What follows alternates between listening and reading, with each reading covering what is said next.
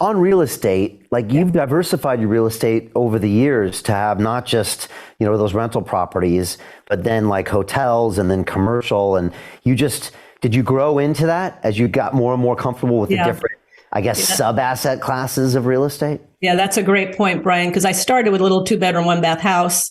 Then I went to another one and another one. Then we went to a 6-plex, then a 12-plex, and just kept working our way up. And we always say start small, because one of the keys of learning, one of the main keys is we're going to make mistakes. Every time you start something new, and I think that's what holds people back. They're so afraid of making mistakes, but the only way we learn is by making mistakes.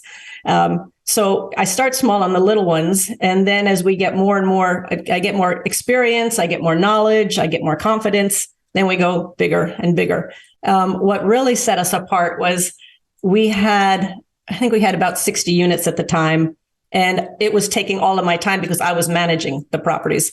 And I couldn't buy any more properties. And then I ran into our dear friend now, Ken McElroy, and he's a property management company. And I'm like, oh, thank God. And he had the exact same values, buy property, cash flow the property, same values as we did. And I'm like, oh, thank goodness. Now, can you manage my properties? And he said, no. And I'm like, why not? He said, because we only manage properties of 120 units or more. I'm like, okay. So the next deal we did was 120 units. And that started us on the road of larger apartment buildings. And then, of course, you get more and more confident. One of the biggest mistakes I made in the world of investing, I lost out on an opportunity. It was a fitness club.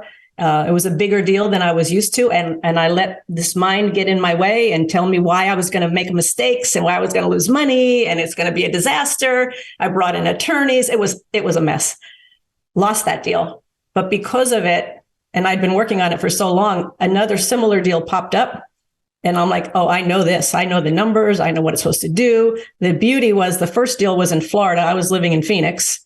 The second deal was 3 blocks from my house in Phoenix. So sometimes the biggest mistakes, that big mistake turned out to be actually today it's our best performing asset. Wow. And so what's your advice on that, Kim? Because like you said, as things get a little bigger and maybe a slightly different asset class, your tendency is to think, okay, it's going to be different or it's going to be harder or I can't handle it. Like, what is your advice to people as things get bigger? That it's just a little bit bigger? It's just an extra zero on the income statement? Is that all it is? Pretty much, there's more moving parts. You have to, I think the real key is great property management. You've got to have good property management. So, because I got to the point where I couldn't manage any more properties. And then I found some great teams and Kenny had a fantastic team. Even this, we're now in a senior housing development that we've just opened, but we brought in some of the best managers in the US companies to manage the property. So I don't pretend to have all the answers by any means. I have little answers, but I bring in people that have the experience and they have the knowledge and they know how to make it work. The formula, Brian, is pretty much the same. It's income less expense equals your net operating income. And that's what the banks lend on, your net operating income, your NOI, less your debt equals your cash flow. That's the formula. And just the bigger deals have more numbers, more expenses, more income. But that's the simple formula. Do you ever ask yourself, Kim, like, why aren't more people doing this if it's so simple? I do. And I think it's just fear that holds them back. Fear of losing money, fear of making a mistake. I mean, I was afraid the first time I did a deal, I had to come up with $5,000 and I didn't have $5,000. And I think people talk themselves out of it, or they listen to people who have never done a real estate deal, who have never purchased rental properties. I think if there's any shortcut to success, it's to find a great mentor or a great teacher who has done what it is you want to do. I call them real teachers versus fake teachers. They've actually done and have experience in what it is you want to do. I think that's one of the keys. And too often I see people talking to their relatives and husbands or wives or friends, and they just get talked right out of it. But it's really important to surround yourself with people, like-minded people who are doing that. I mean, there's a lot of online programs, seminars, things like that, where you meet people with similar goals and aspirations, people who have had the experience. I think that's key. I think who you surround yourself with is really, really crucial in terms of having success. So Jim Rickards has just recorded a video that's not available to anyone in the public, and he's going to be talking about how this upcoming recession is going to be fast, it's going to be bloody, it's going to be nasty. But at the same time, he's going to show you how you can position yourself to profit from all of this chaos. Now, we've made this video only available to our viewers. Go to londonreal.tv/Jim. Watch that immediately. I can't say enough good things about Jim Rickards. He understands the global economic system better than any guest I've ever had on London Real. His predictions are almost uncannily true, and you can learn how to profit from his vision, from his expertise, and his understanding of economics. So go to londonreal.tv/Jim or click the link below. It's an excellent, excellent look on what's going to happen in the future and how you can position yourself to profit from that. Jim is one of the best in the business, one of my favorite guests on London Real, and he's very, very good at predicting the future and showing us all to profit from it. So click the link, and I hope you enjoy. The greedy bankers are about to do it again. In 2008, they crashed our financial system and nearly bankrupted the entire global economy. Then they received trillions of dollars in government bailouts.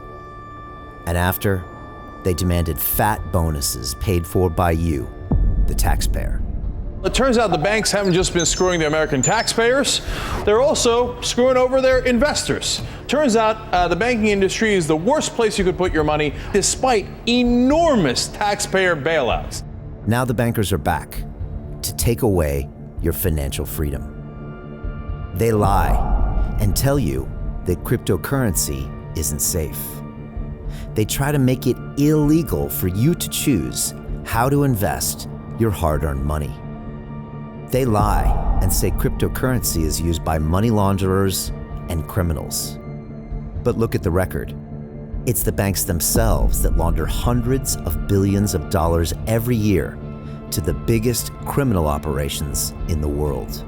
Leaked documents have revealed how some UK banks have helped criminals, money launderers and Russians under sanctions. American authorities discovered that the Sinaloa cartel moved $881 million through HSBC accounts as bank officials turned a blind eye to the illegality. The bankers lie and say cryptocurrency is not a real investment. Meanwhile, the smartest CEOs in the world are buying billions and billions of it. The truth is that banks lie about cryptocurrency because it makes them scared. The banks take $9 trillion per year of your hard-earned money, and they are worried that they will finally be exposed. They're scared because crypto means they can no longer control your money, which means they can no longer control you. They are scared because you might actually understand your money and intelligently decide what to do with it. Now is the time for us to come together, fight back, and take control. It's time to educate ourselves, our families, and our communities. Because financial education means financial freedom. We know that cryptocurrencies will help us build the new decentralized financial system of the future. A banking system that is of the people, by the people, and for the people.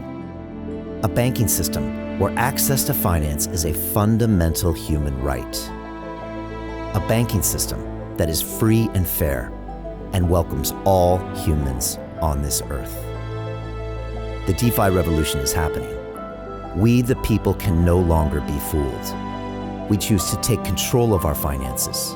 We choose to take control of our freedom. We choose to take control of our future. Join us, and let's take back our financial freedom forever.